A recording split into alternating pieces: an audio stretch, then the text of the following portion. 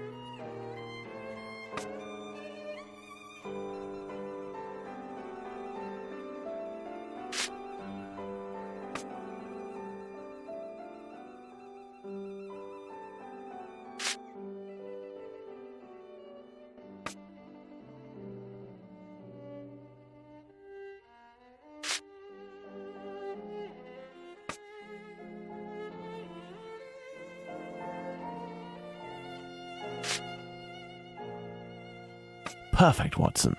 Let's connect each crime scene to the one out of the others that is the furthest.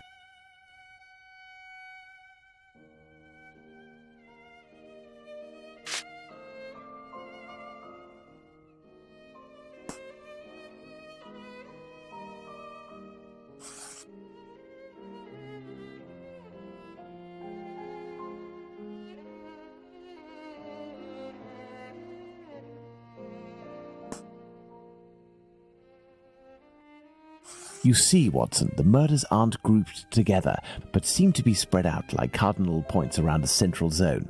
The killer obviously wanted to avoid returning to the previous scenes of his crimes, assuming that they would be more closely watched or that he could be recognized. So the killer lives at the center of this cross? In the vicinity, most certainly, but how near? We cannot afford to get it wrong. If you concentrate, Watson, you will notice that the murders are roughly equidistant from the intersection point of the diagonals. Let's focus on the night of the double murder. Remember, Watson, it took us 20 minutes to get from Dutfield's Yard to Mitre Square. Let's draw a line from one to the other.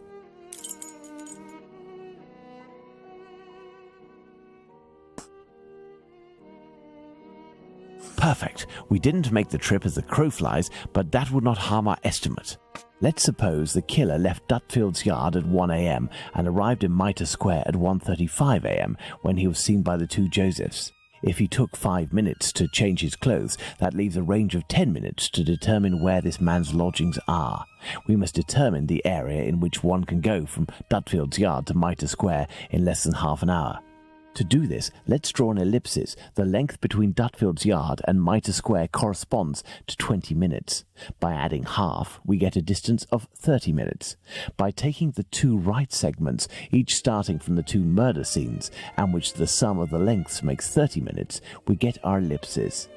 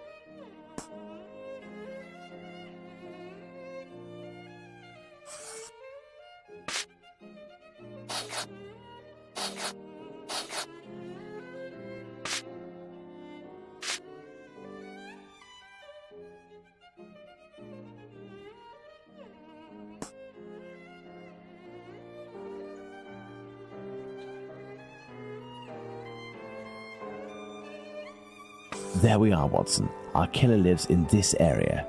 It's still rather a vast area, Holmes. Yes, indeed, and our goal is to reduce this area as much as we can.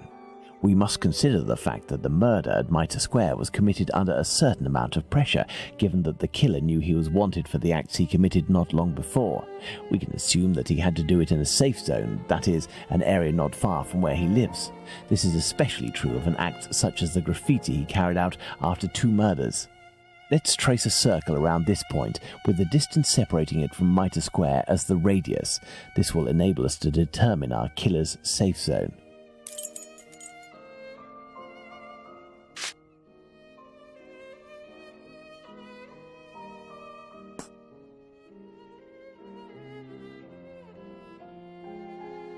Our killer must surely live inside this circle.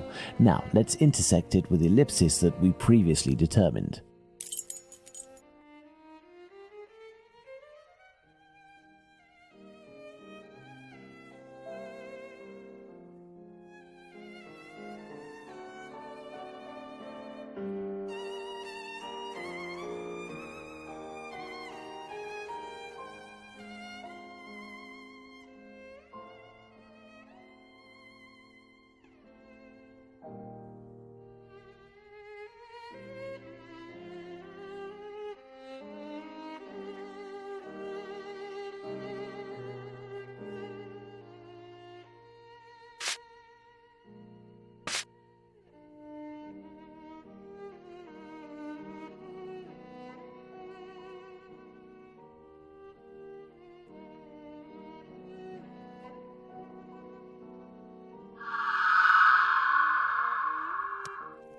There we are, Watson, the Aldgate district.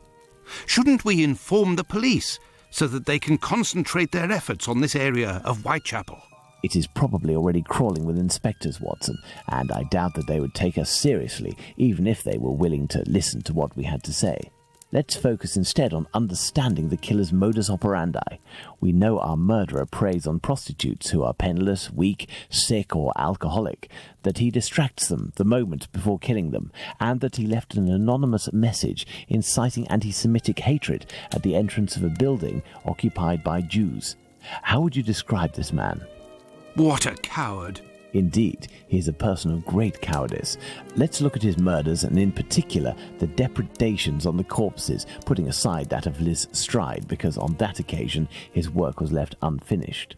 If we recall the observations made on the victims and the parts that were mutilated or damaged on each of the bodies, without forgetting the fact that he also removed 1 or more organs, we can ascertain that our killer evolves during the course of the murders, cowardly and still evolving. And yet, look at the location of our first murder, that of Polly Nichols in Bucks Row. It is the most distant from the area our killer would appear to live. Perhaps this murder was preceded by another within the killer's area. I believe a cowardly killer would commit his first murder in an area close to his home, in order to find refuge as quickly as possible on carrying out the act. Holmes, an idea just occurred to me that fills me with dread. This evolution of which you speak. He will pursue his next victim as long as the conditions permit him to continue killing, Watson. But how could one go even further in this horror? Look at what he did to that woman, Catherine Eddowes. In order to avoid having to answer that question, we must act with haste and planning. Watson, I suggest you inform yourself on the mutilations sustained by the victims. We played with the idea that this could be an act of vengeance against prostitutes. If the mutilations correspond to areas affected by a specific pathology, perhaps the killer wanted to give an eye for an affliction he felt the prostitutes he knew were responsible for. And this trail leading to Dr. Tumblety, Holmes? I also have a few things to look into in the meantime. I still have a primary witness to track down, not to mention old trails I've yet to pursue. See you soon, Watson. When we first spoke about the Bucks Row murder with Watson, he was reading a newspaper, The Star, dated September 1st, 1888, I believe, which mentioned similar murders in the preceding months. I have no chance of finding the police reports, but perhaps I could find some information at the Central News Agency. I must go there at once. Afterwards, I'll go back to see Abraham, the owner of the pet shop in Whitechapel. The second Joseph's statement would lead me to believe that he may know the man spotted on the corner of Church Passage that night. If that's the case, I must find this witness so I can question him.